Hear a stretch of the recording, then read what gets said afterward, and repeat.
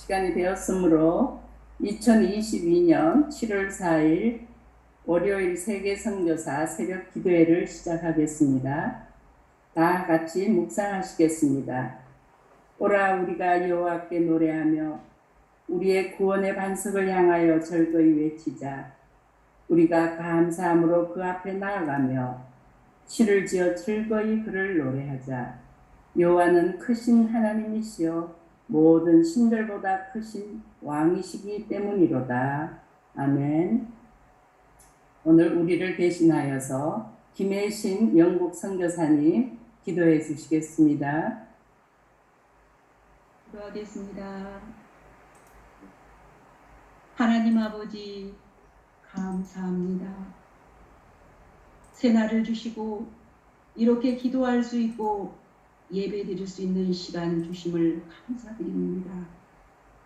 너희는 온 천하에 다니며 만민에게 복음을 전파하라 말씀하시며 믿고 세례받는 사람은 구원을 얻을 것이요 믿지 않는 사람은 정죄를 받으리라 말씀하신 주님, 저희들 주님의 말씀에 의지하여 온 천하를 다니며 만민에게 복음을 전파하게 하옵소서. 예수께서 일러 가라사대 하늘과 땅의 모든 권세를 주셨으니 그러므로 너희는 가서 모든 족속으로 제자를 삼아 아버지와 아들과 성령의 이름으로 세례를 주고 내가 너희에게 분부한 모든 것을 가르쳐 지키게 하라. 볼지어다 내가 세상 끝날까지 너희와 항상 함께 있으리라 말씀하시며 우리 선교사님들을 구별하여 언제나 후임 먹이시고 이끄시고 지켜주심을 감사드립니다. 오직 성령이 너희에게 임하시면 너희가 권능을 받고 예루살렘과 온 유대와 사마리아 땅끝까지 이르러 내 증인이 되리라 말씀하신 주님, 우리 선교사님들 처해진 각 처에서 주님의 증인이 되게 하시니 주님께 영광과 찬송과 경배를 드립니다. 내가 복음을 전할지라도 자랑할 것이 없음은 내가 부득불할 일임이라. 만일 복음을 전하지 않으면 내게 화가 있을 것이므로라 말씀하신 주님, 저희를 매 순간마다 복음을 전할 수 있는 지혜와 권능 주셔서 모든 말씀에 순종하는 저희들 되게 하옵소서. 주님, 오늘 상용규 목사님께서 말씀과 간증하실 때에 하나님의 권능과 인도하심으로 주님께서 인도하여 주옵시고 아버지의 뜻 가운데 우리 선교사님들을 사랑하심으로 상용규 목사님과 우리 선교사님들 모두 성령 충만한 예배가 되기를 간절히 기도드립니다. 상용규 목사님 사역 위에 주님 함께하여 주옵시고 그 가정 위에 주님 모든 필요를 채워 주옵소서. 주님, 우리 선교사님들을 위해 기도합니다. 선교지 위에 주님 함께하여 주시고 동행하여 주옵소서. 합당한 동역자를 만나게 하시고 진실한 후원자들로 선교에 힘을 받게 하여 주옵소서. 힘들 때마다 오직 주님 소망 가운데 주님 의지하게 하시고 세상 것에 빠지지 않도록 주님 인도하여 주옵소서. 선택하여 집중하게 하시고 오직 주님 한 분으로 충만하게 하여 주옵소서. 이 예배를 위하여 하는 분들 빛도 없이 이름 없이 수고하고 있습니다. 주님 아시지요? 예배를 위해 수고하신 선교사님들을 기억하여 주옵시고 중보기도 특공대와 사회, 흑송, 기도, 설교, 합심기도, 백문일답, 강도, 대담까지 모든 순서에 주님 홀로 영광 받으시옵소서. 살아계셔서 우리를 가장 좋은 구원으로 축복하시는 예수 그리스도 이름으로 기도드립니다. 아멘. 감사합니다. 오늘 말씀을 받들어 봉독하겠습니다. 데살로니가 후서 3장의 6절에서 12절 말씀이 되겠습니다. 제가 봉독합니다. 형제들아, 우리 주 예수 그리스도의 이름으로 너희를 명하노니 게으르게 행하고 우리에게서 받은 전통대로 행하지 아니하는 모든 형제에게서 떠나라.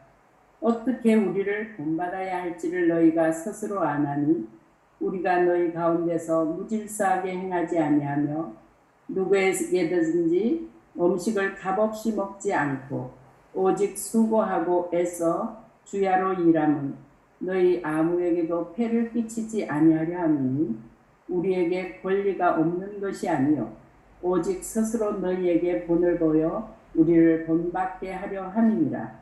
우리가 너희와 함께 있을 때에도 너희에게 행하기를 누구든지 일하기 싫어하거든 먹지도 말게 하라 하였더니 우리가 들은즉 너희 가운데 게으르게 행하여 도무지 일하지 아니하고 일을 만들기만 하는 자들이 있다 하니 이런 자들에게 우리가 명하고 주 예수 그리스도 안에서 권하기를 조용히 일하여 자기 양식을 먹어라 하노라. 아멘. 다음은 KWMI 홍보대사이신 강찬 목사님의 감사합니다 찬양을 올려드리시겠습니다.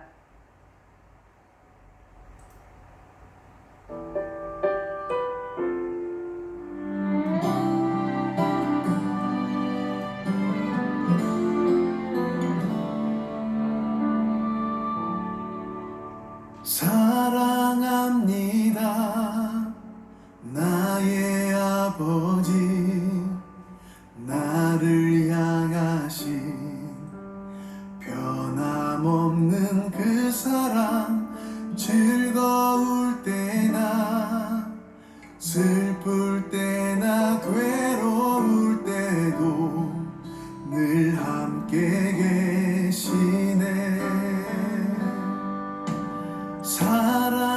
사랑합니다 나의 아버지 태초부터는 한결같은 그 사랑 어둠 속에서 빛으로 날 인도하시며 생명을 주시네. 감사합니다 감사합니다 매일 주의 은혜로 살아갑니다. 사랑합니다 사랑합니다 온 맘 다해 주님을 사랑합니다.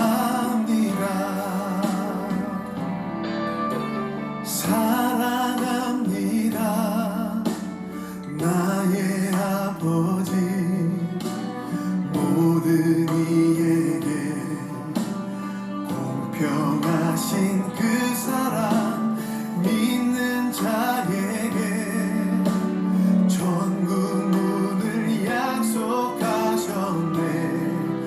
영원한 통치자 감사합니다 감사합니다 매일 주의 은혜로 살아갑니다. 사랑합니다 사랑합니다 온 맘 다해 주님을 사랑합니다. 찬양합니다 찬양합니다 다윗처럼 주님을 찬양합니다. 따라갑니다 따라갑니다 나는 오직 주님만 따라갑니다. 이 목숨 다할 때까지 사랑합니다. 아멘. 감사합니다. 오늘 귀하신 말씀을 전해주실 상영규 목사님 삼자 원리와 한국 교회의 적용이란 말씀을 하시기 전에 프로필을 말씀드리겠습니다. 개혁신학연구원 MDB를 하셨고요. 경북대 교육대학원 상담학과, 에테네오 대학교 대학원 지역개발학과 석사과정을 수료하셨습니다. 베나딘 유니버시티 교육학 박사를 하셨네요. 민다나오 무슬림 선교 27년 사역, 스마일 기독학교 설립 및 운영을 하고 계시고요. 한국 이슬람 연구소 해외 연구위원이십니다. 민선협회장 역임을 하셨고 2017년도에 우리의 자랑스러운 언더우드 상을 수상하셨습니다. 현지인 선교사 54명을 동남아에 파송하시는 너무나 귀한 우리 목사님, 다정하시고 귀한 말씀을 듣겠습니다. 부탁드립니다. 네, 우리 존귀하신 선교사님들 감사합니다. 그리고 사랑합니다. 이 팬데믹 시대에 하나님께서 우리에게 주신 최고의 선물은 예수 그리스도시고 또한 이 세선 중인 줄로 믿습니다.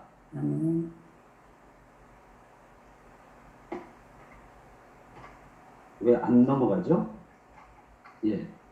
오늘 본문 말씀에 보면은 사도 바울은 3주 동안에 세워진 데살로니가 교회를 통해서 주님이 곧 오실 것이기 때문에 이 땅에서 놀고 먹고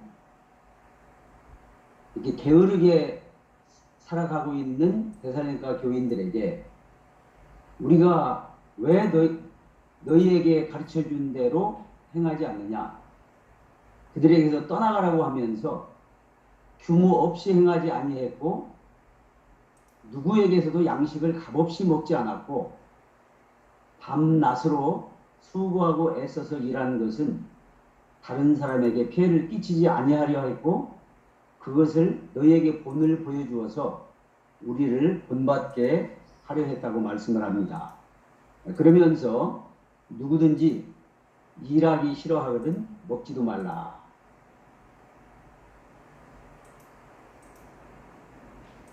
그러면서 규모 없이 행하여 일만 만드는 자들을 명하여서 그리스도 안에서 권해가지고 일해서 자기 양식을 먹어라.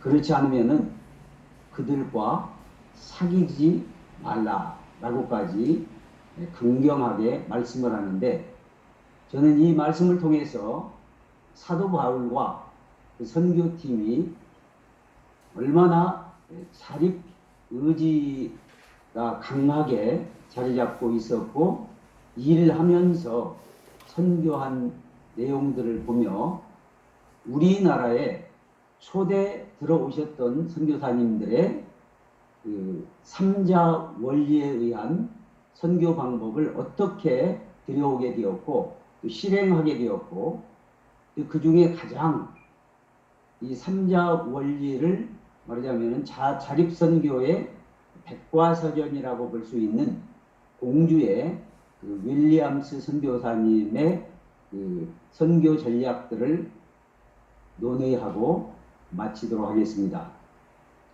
국제 로잔위원회 총재인 더글라스 버셀은 지난 300년 동안 가장 아름다운 교회로 독일의 모라비안 교회와 한국의 교회를 꼽으면서 이 두 교회는 규모가 작은 데 비해 선교하는 교회로서의 특성을 진 점에서 탁월하다라고 말했습니다.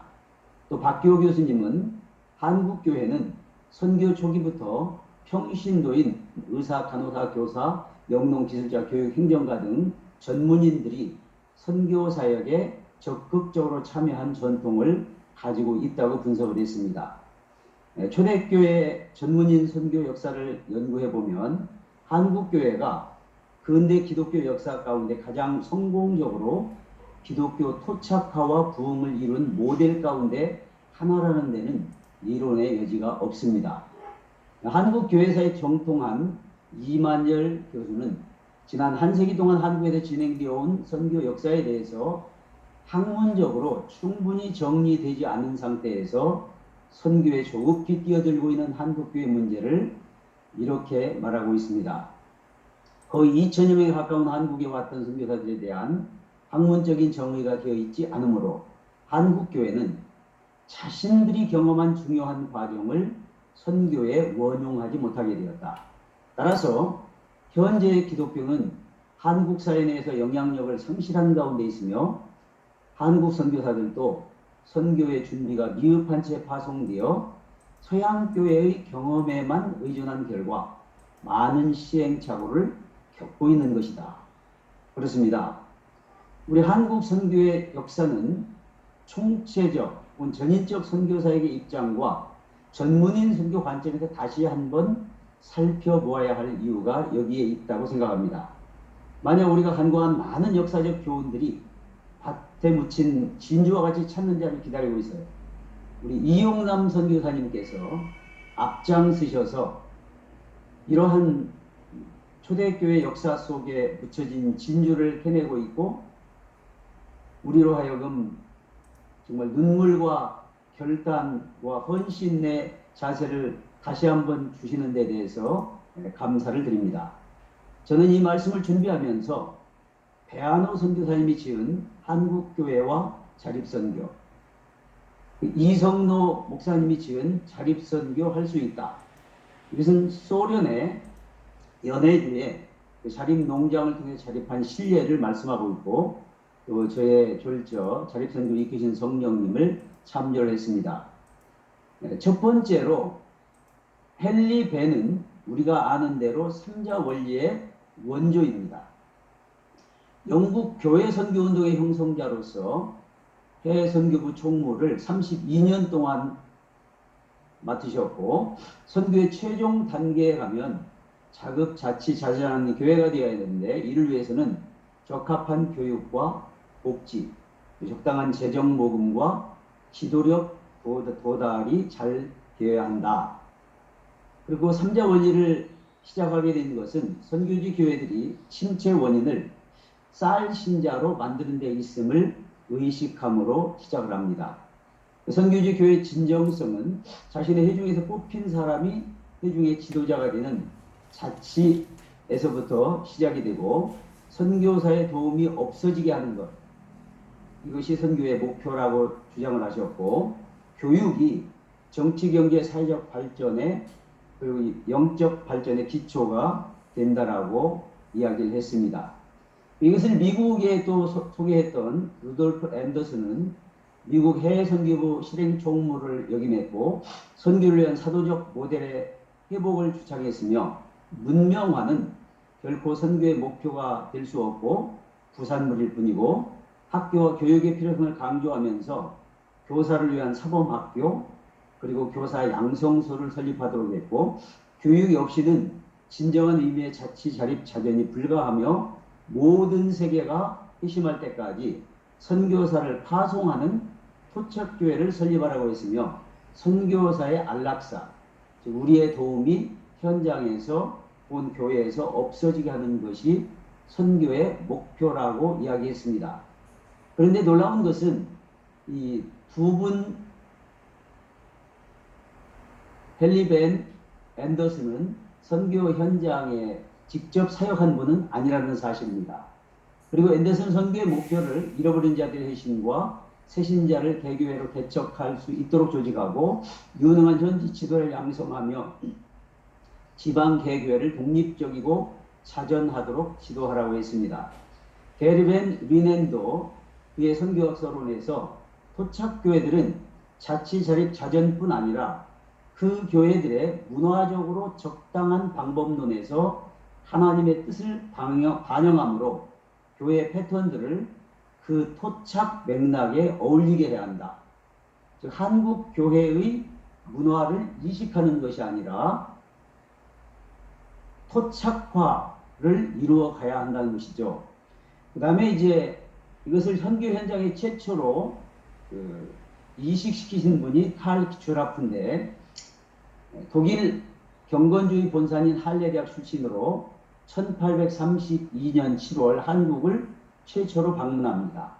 황해도 장산권과 충청도 서해안을 방문해서 성경과 전도지와 감자를 전달했죠. 중국에서 토착교회 설립과 삼자 원리에 의해서 선교지를 운영을 했고 중국 내지 선교부를 최초로 만드셨고 1826년 파란 선교사에서 수마트라로 파송이 되고 5년 뒤에 독립선교사로 중국 옷을 입고 중국 선교에 뛰어들게 되고 12번이나 방법위한 해안 선교 여행을 실시를 했고 1834년 홍콩 주재 중국 대사관 통역 및 무역 상무관으로 일하면서 자비령 선교의 선구자가 되었습니다. 윌리엄 C. 번즈는 스코틀랜드 장로교 선교사로 로스와 만주 장로 선교부를 함께 조직을 하고 전도의 영성으로 불타는 선교사였으며 중국 선교사로 47년에 들어와서 북중국 만주 전체를 다니면서 순회 전도 여행을 했으며 거룩한 삶과 지속적인 기도의 사람이었고 순회 전도자로서 삼자 원리에 입각한 교회 개척을 실시했습니다. 존 네비우스는 1854년 중국 선교사로 상해에 도착을 합니다. 그리고 59년에 항저우에 선교센터를 설립하고 교회를 설립하며 봄과 가을 그 농번기에는 전도여행을 하고 농한기에는 50여 명씩을 지도자를 초청해서 고급 성경 공부를 하고 이들을 통해서 교회를 개척하고 교회를 맡도록 합니다. 그 존 로스와 만날 때마다 선교 방법에 대해서 즉 삼자 원리에 대해서 토론하며 발전시켜 나가고 선교사 사역 방법이라고 하는 책을 저술했고 토착교회 설립 원리로서 자치 자급 자전 전인 사역을 위해서 서구에서 과일, 채소, 나무를 들여와 3,000여 평의 과수원을 운영함으로 자립하도록 했습니다. 최초로 1890년 한국을 방문해서 네비우스 3자 원리를 강론했는데 당시에 장로교 선교사 34명 중 전국에서 27명이 참석을 합니다. 그리고 91년에 선교사 교회의 설립과 발전이라고 하는 가장 성경적이고 실용적이고 실질적인 선교 방법에 관한 책을 저술하고 98년에 이것이 미국과 카나다 초교파 해외 선교부 컨퍼런스에서 승인을 받은 후에 모든 선교사 교육의 표준 교과서처럼 쓰임을 받게 됩니다. 이러한 네비우스 전략에 의한 자비랑 선교의 결과 철저한 성경 공부를 통한 변혁을 이루어야 되는데 우리 선교사들은 이 변혁의 조력자이고 현장에서 현지인들이 주체자가 되어서 일을 하도록 해야 한다고 그래서 지도자를 세우기 위해서 토착적인 교육 방법을 이용하므로 한국에 25년 후에 사역자 1,052명 중 94명이 자립을 하게 되고 800개 교회당 가운데 780개가 자립해서 건축이 되고 학구 병원 사역도 등록금 혹은 치료비를 받게 하므로 80% 이상을 자립하게 됩니다. 로스 선교사 가족인데요. 저는 이 로스 선교사를 한국 선교를 위해서 하나님께서 예비하신 선교사였다라고 평가를 합니다.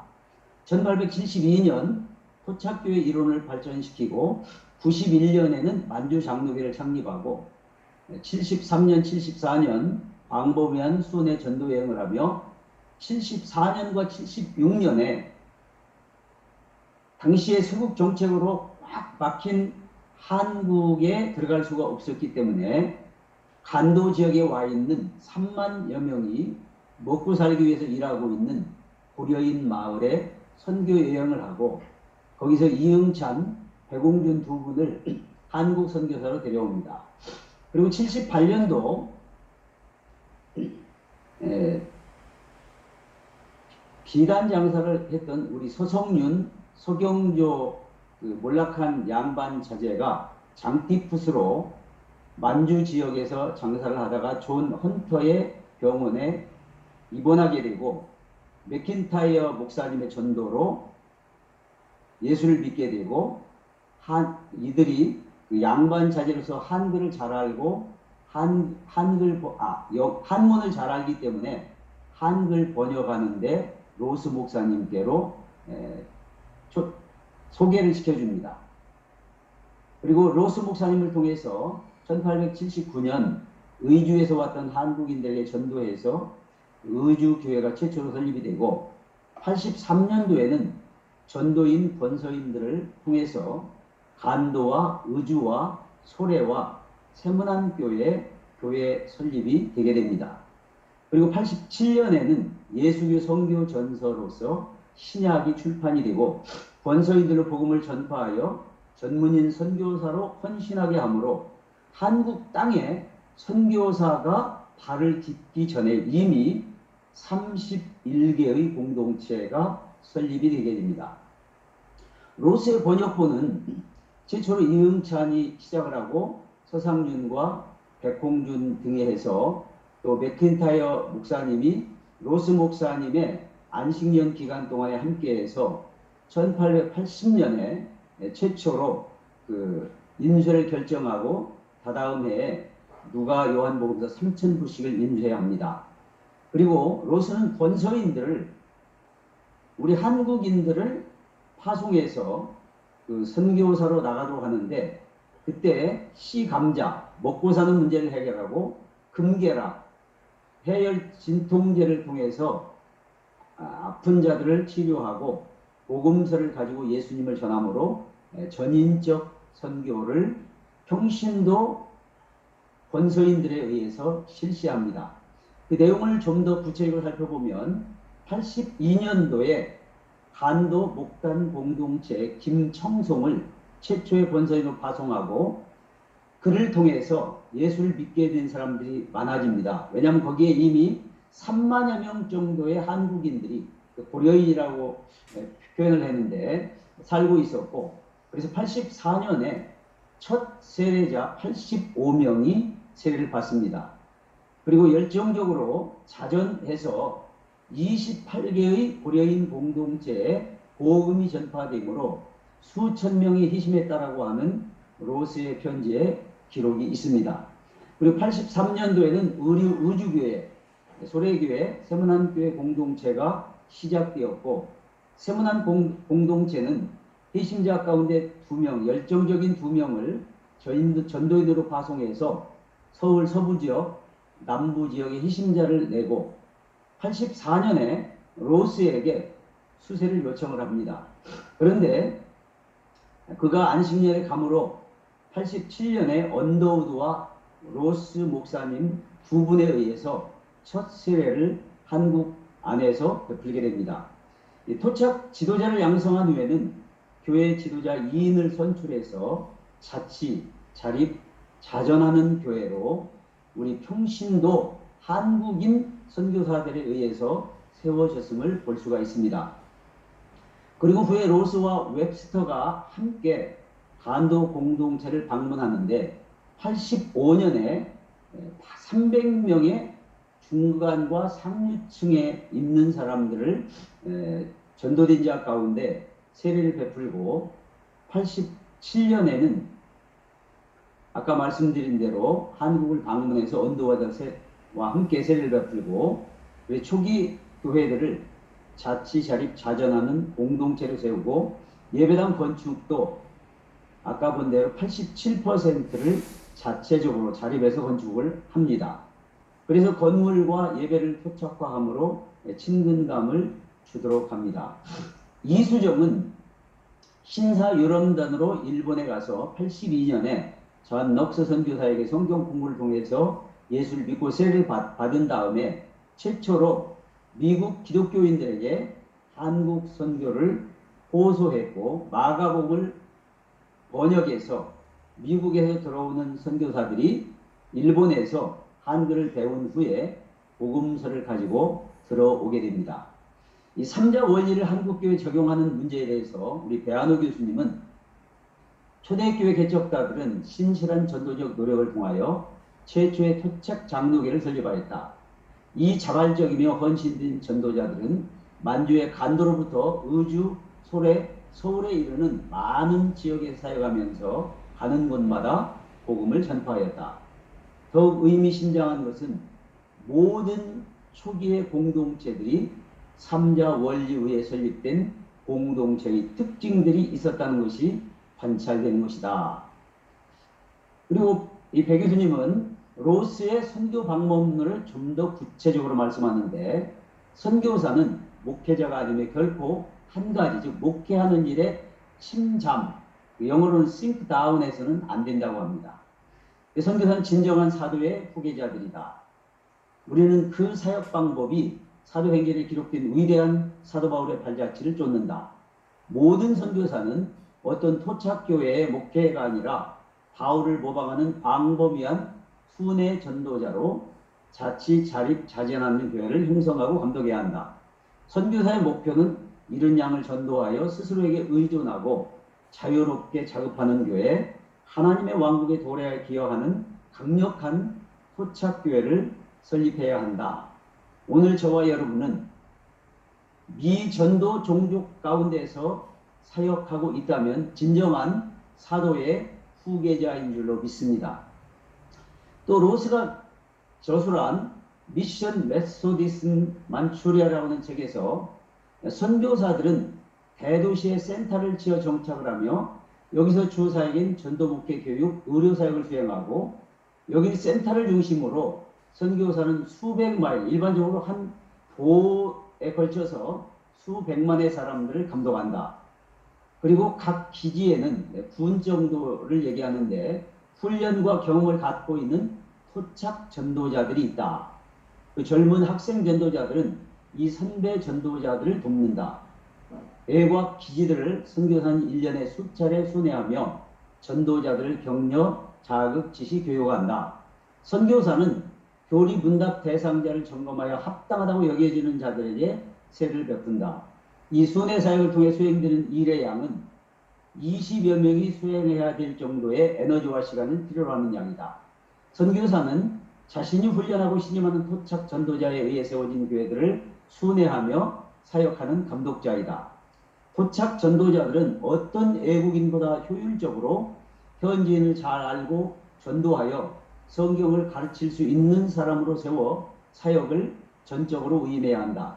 자체에 있어서도 로스는 현지 매개자들, 즉 토착 지도자들의 중요성을 강조하여 현지 사역자들을 성경 공부 후 목회자와 장로로 임명하여 그들이 선교사로부터 독립하여 모든 사항을 논의하고 결정하도록 위임하였습니다.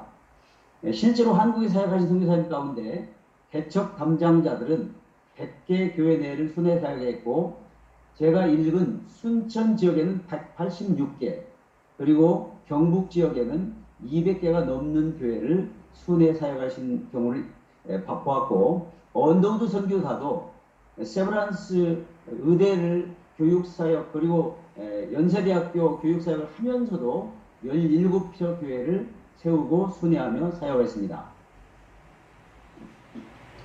이제 네비우스가 방문한 이후 3년 후에 한국 장로교 연합회에서 일반 선교 정책을 발표합니다. 즉 네비우스는 중간과 상류 계층을 타켓 그룹으로 했다면 근로 계급과 그리고 여인들 우리나라에서 당시 사람으로 취급하지 않았던 여인들의 회심을 목표로 했고 그들을 훈련합니다. 지방 도시에 초등학교를 세우고 교육받은 토착 목회자들을 주시하고 성경 번역을 위한 노력을 하고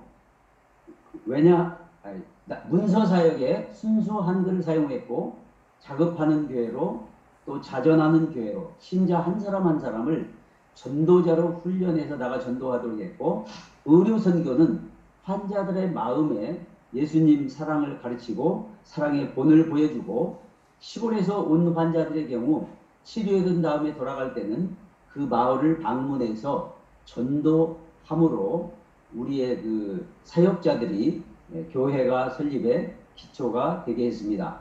언더우드의 자립선교 정책은 어린 교회에 조직 교회를 강요하지 말라고 했고 예배당 건축은 토착인들에 의해서 토착적으로 건축되어야 한다.